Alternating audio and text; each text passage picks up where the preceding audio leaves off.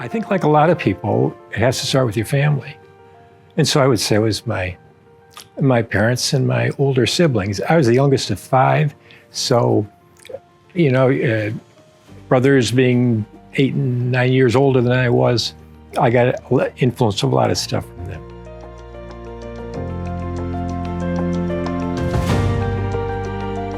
Well, I'd like to start with my mother, and she is a hard worker, and she's here tonight. She's 92 and going strong. And as in 92 years, of course, she's encountered some adversity. And watching her, how does she deal with the adversity? And, she's sad if it's a sad situation, but she also goes on. You regroup and you move forward and you go on living. So that's a valuable lesson. And also, she's always been there and continues to be there for our children. And that enabled me really to focus on my career in a way that otherwise I wouldn't have been able to, I am sure. When I finished law school, I was ready to go to a law firm. I accepted a position, and Jimmy Carter appointed Richard Conboy as a federal judge. And so he had Ann Lavelle Powell as his law clerk in county court, but he got an extra law clerk when he was sent across the street. So I started for him the day he started. We both started our jobs on the same day. And he was a great influence, I'd say.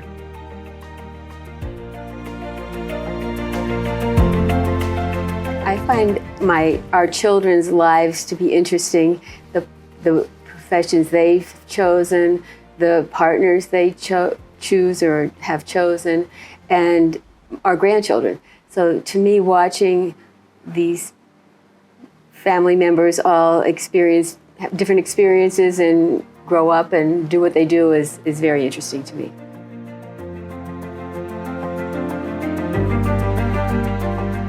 For 15 years, I was an advisor to the Scranton Prep mock trial team. And a lot of young people, a tremendous amount of young people in 15 or more years, that's a lot of people that sort of come by you. And I was not alone. My old friend Mal Mannion, who we grew up together, we got back together for this, and we did 15 years about his kids and my kids included. And really what we tried to teach to them was how to think on your feet, how to react to issues that come up, say, in the course of a trial that you didn't expect, how to handle yourself in front of a jury and stuff like that. So that's sort of maybe what had some influence on people.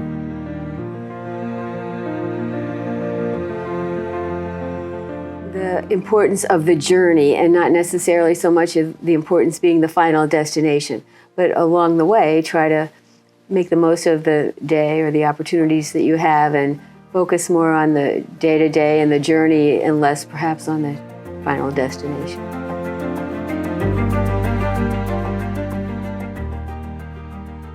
Maybe my most recent pet project would be crossword puzzles.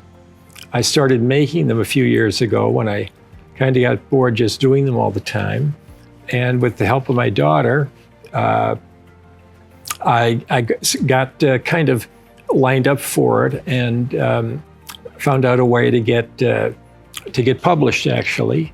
And first one, about 3 or 4 years ago, that appeared in the New York Times, and several since in national publications.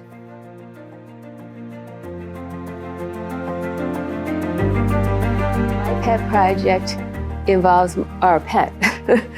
Our dog is a rescue dog, and she and I are a therapy team. It took us about 1.5 years to get through all the training, but we are able to go. Our main visitation so far has been at a local hospital, and she's great at it, and it's interesting for both of us to do this volunteer work.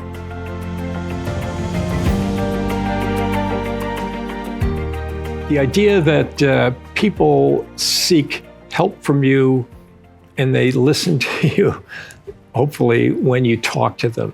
you sort of, when I was young, I was doing a lot more trial work that I do now, of course, a lot more, but you walk people through their lives. You get to know them if you're fortunate, but you walk them through so that, when they buy their first house, or when they decide to make a will, or when they're buying or selling a business, and the idea that you have kind of an influence, on them at different parts of their lives.